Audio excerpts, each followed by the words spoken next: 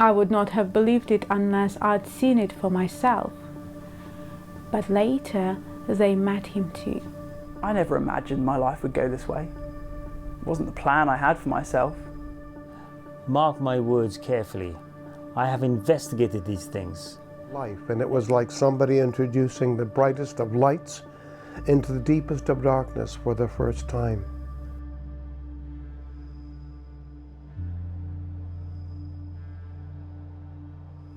The stories I've heard, the eyewitnesses I have spoken with, you wouldn't believe it had it only been one, had it only been a few. But after countless interrogations, questions, investigations, I can only conclude that this is how things occurred.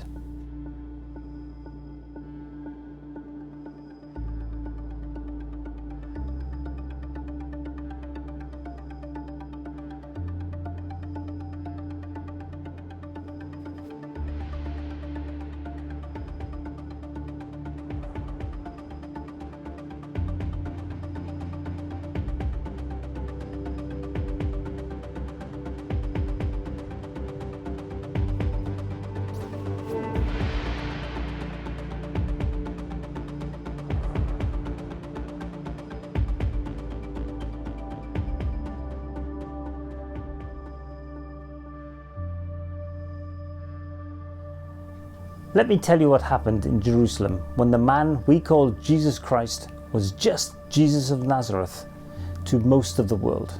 So after dinner, Jesus got up from the table and he took us to pray. Now we'd seen him pray so many times, but never like this. He was obviously in agony. Peter, James and John went off with him for a while.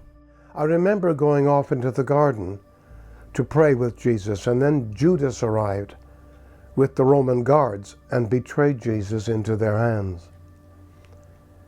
But we followed Jesus. Me and Peter were desperate to get into the room where Jesus was being tried. I didn't get to hear about what went on at the trials until later. When Jesus was arrested, he was taken to the high priest and the Sanhedrin, and they just had one question for him.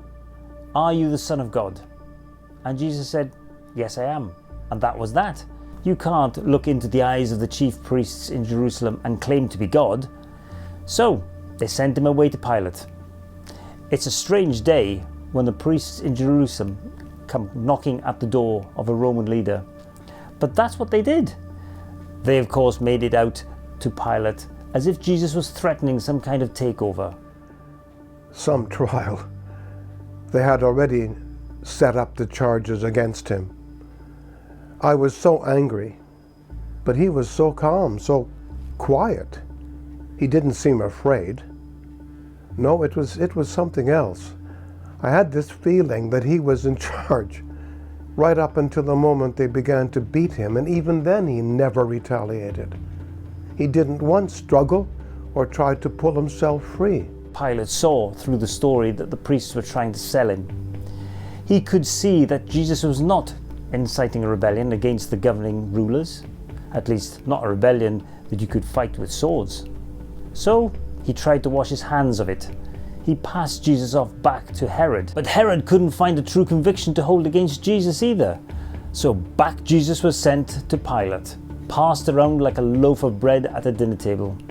Jesus was passed from one court to the next, and eventually Pilate himself came out and he addressed the crowds. He was going to release one prisoner for Passover, and he offered Jesus to the crowd. But I couldn't believe my ears. They all began shouting, "We want Barabbas! Barabbas! A blatant traitor, a violent man!" And then even worse, they started shouting, "Crucify Jesus! Crucify Jesus!" Pilate had backed himself into a corner. Jesus was stripped, beaten. And then he was led out towards Golgotha, like a lamb going for slaughter. When he came out of the place they had been holding him, I was so shocked. I barely recognized him. He had been beaten up and had put this ugly crown made out of thorns onto his head. I walked behind him all the way up the hill to the cross with his mother and the rest.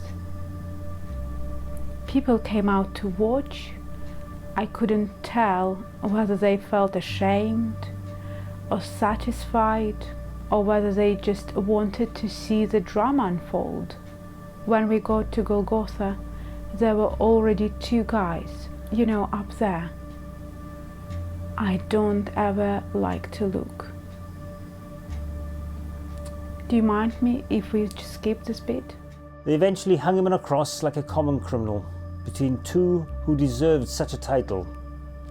Above the cross there was a sign that read, "This is the King of the Jews." With hindsight, that wasn't much of an insult after all, but I am getting ahead of myself. We watched. I guess we were still hoping that Jesus might have some final words for us, directions for us. What did he want us to do next? But instead I heard him cry out from the cross, "Eli, Eli, lama sabachthani." Then he cried out one final time. It was like the whole world stopped. I think in some sense it did. The ground shook, the light disappeared out of the sky, and we all knew that we'd just seen something terrible, something wonderful. At 6 o'clock on the Friday morning, reports told me that the sky went black for 3 full hours, and just before he died, Jesus cried out, "Father, into your hands I commend my spirit." And then one of the Romans who nailed Jesus to the cross whispered, more to himself than anybody else, "Surely this was the Son of God." That was like a punch to the gut. Too late now. I stayed right up until the end and watched them bring his body down off the cross. The women who faithfully watched as it all took place, who stayed until the last breath and beyond, who watched him be brought down lifeless from the cross and taken away to a tomb, shared with me all these things through tears. We went with the man who had purchased the tomb, and then me and the other girls went back into the town. We were just completely exhausted. Joseph of Arimathea was the man who paid for the tomb. I wondered, actually, if he had his money back.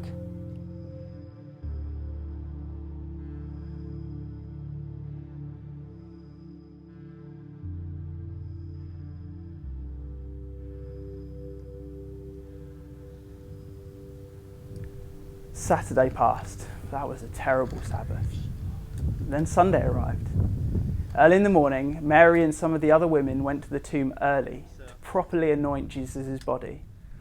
This is the part you are here for, right? So on the 3rd day after the Sabbath, I will never forget it as long as I live. I got up early, and me and the other girls went to dress his body properly. We knew where the tomb was because we had been there on Friday, and we watched them put Jesus' body into it. The boy said the Romans had stationed a guard or 2 there, so I guessed we were a little nervous, but we weren't doing anything out of our ordinary customs. When Mary, Joanna, and the other Mary went to the tomb the day after the Sabbath, it was empty. But the body wasn't there to be anointed. So we got to the tomb, and it wasn't how we left it. The huge stone was completely moved to one side. I mean, this thing was so huge, Goliath would have struggled to move it. Honestly, I panicked. Friday had seemed so cruel, so cold. I needed to be able to properly put him to rest, and his body has been snatched from us. I felt hopeless. For the first time since I'd met Jesus, I sat down and cried and cried. Jesus' body was not there. Mark my words carefully. I have investigated these things. Many will say the body was stolen. The women were mistaken. After all, some still consider me foolish for trusting the testimony of mere women. But then I heard the crunching of stones behind me, and the breeze blew past me like the garden itself was waking up from a sleep. And then a man's voice, "Woman, why are you crying?" I thought he was just a gardener. "Did you take him?" I asked him, blinking to see him as he was silhouetted in the sunlight. "Did you see what happened?" And then he said my name, Mary. He knew me. He had always known me. And suddenly I knew him and I saw him for who he was. Jesus had been raised from the dead. It was unbelievable, impossible. But they saw him. They actually met him. They threw their arms around him and physically clung onto his feet as they wept and celebrated and laughed. I remember running back to the other disciples. I have never run so fast in my entire life.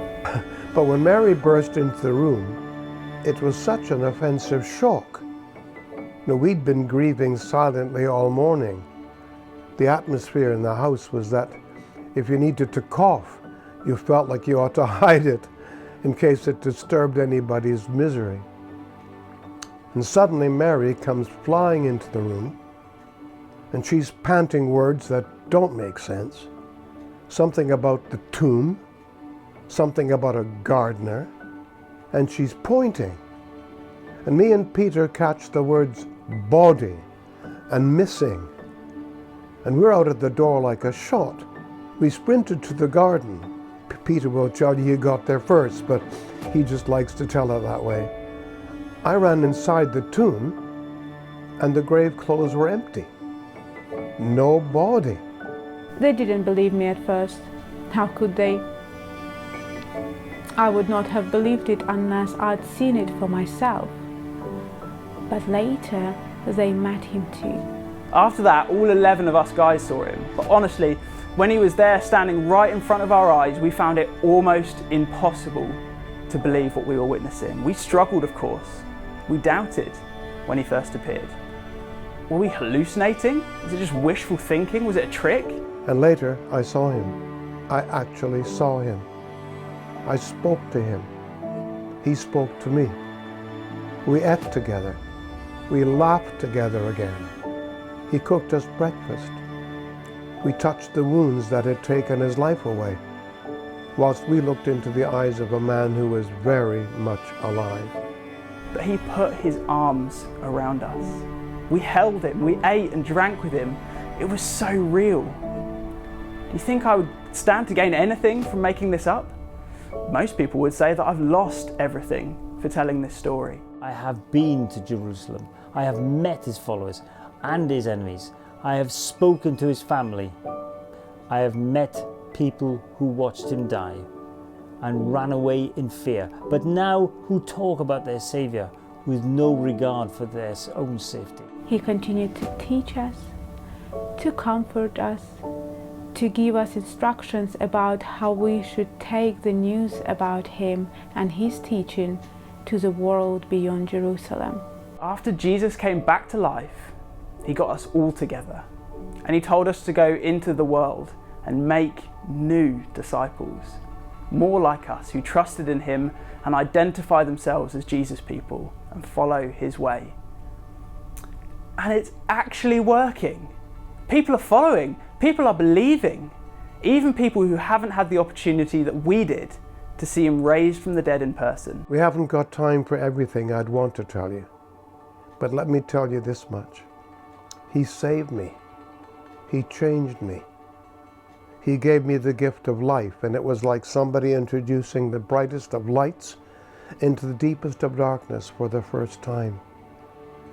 He promised me that there's hope for today and for beyond the grave, and I believe him because of what I saw that day in the garden and because of all that he's done for us, what he's done for me since. I have not stopped trusting him since. If you stand outside an emptied out tomb where your friend's body used to lie cold, talking with that same friend face to face, in the flesh, you get the gift of a kind of faith that could carry you through anything. He was dead, then he was alive, and God was acting in history to save not only the Jewish people, but the whole world, and people like me. There are those who are trying to shut us up, the Roman leaders and the religious leaders in my community, because his way is not like the world's way. It's not really like our tradition's way, but it is working. It is changing the world. I never imagined my life would go this way. It wasn't the plan I had for myself, but by the grace of God, Jesus invited me into something bigger than I ever imagined that I would be a part of. That was John's story. This is mine. I've often wondered why John's gospel, his gospel, is so different from Matthew, Mark's, and Luke's. And I ask myself especially why he doesn't describe the Last Supper the way they do. And I made the most amazing discovery. John was called the disciple whom Jesus loved. There was a very close relationship between them. John spends 3 chapters describing not the Last Supper, but describing the things that Jesus had to say to his 12 just before he died. And what he was doing was preparing them for a shock.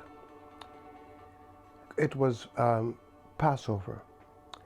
And these guys had been away from their families for perhaps 3 straight years. And he knew how much they missed family. Now he was about to leave. How does he prepare them for that? And I realized as I read it over again how John is saying that Jesus took every opportunity to say to them, I'm going to be alive. You will see me alive again. I'm not disappearing, I'm coming back. In fact, I'm going to be alive in you. And that has changed my whole understanding of the gospel. It's changed my life. When you take a look at some of the mess I've made in my life, two broken marriages, a disastrous breakdown in my relationship with my son, I sort of ask myself, what has made the difference? Why is Dennis where he is now? And all I can say is, this Jesus has been alive in me all that time. And the more I realize it, the more I realize he's in the business of changing lives, mine and others. So I guess that's what I'd like to say about what this means to me. That was Mary's story, and this is mine.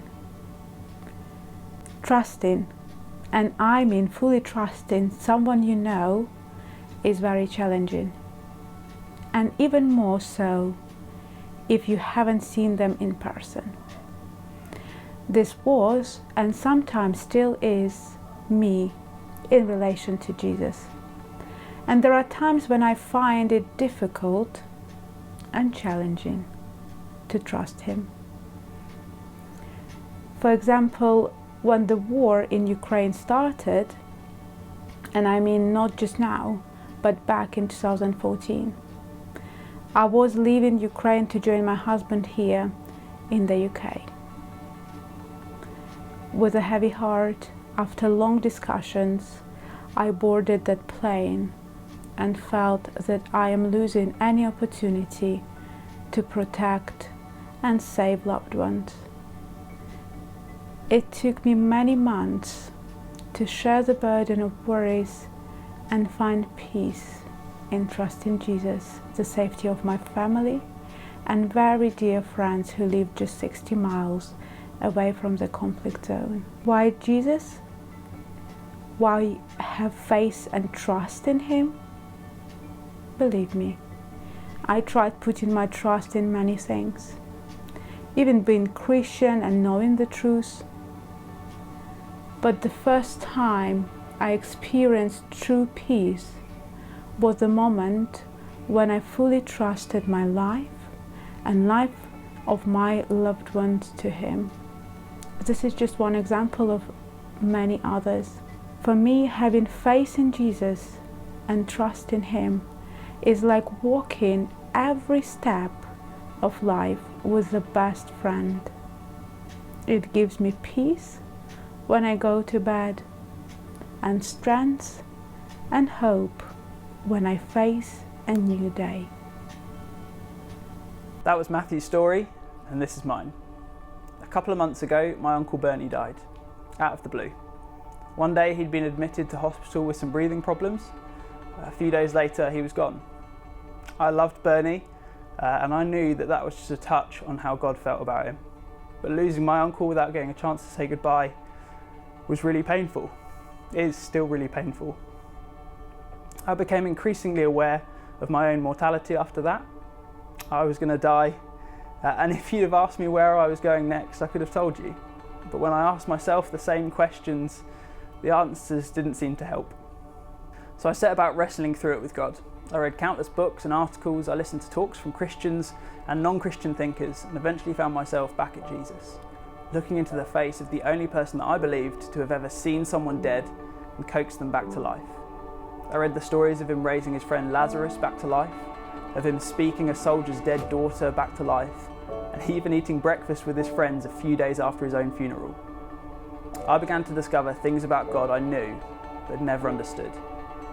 I felt comfort hearing him tell his first followers that he was going to prepare a room for them in heaven, and that he'd be the one to show them around when the time came. I discovered a God who wasn't waiting to see how we performed here on earth before gifting us with heaven, but who is with us right now, in the middle of the pain and the heartache, who'd be our dad on earth and wouldn't let death steal his children from him. I saw a God who hated death and saw his son go through the most brutal version of it so that he could deal with it once and for all. Jesus has changed my life, the same way that he changed my Uncle Bernie's life. And I'm finding peace and joy knowing that God doesn't let anything, not even death, take his children from him.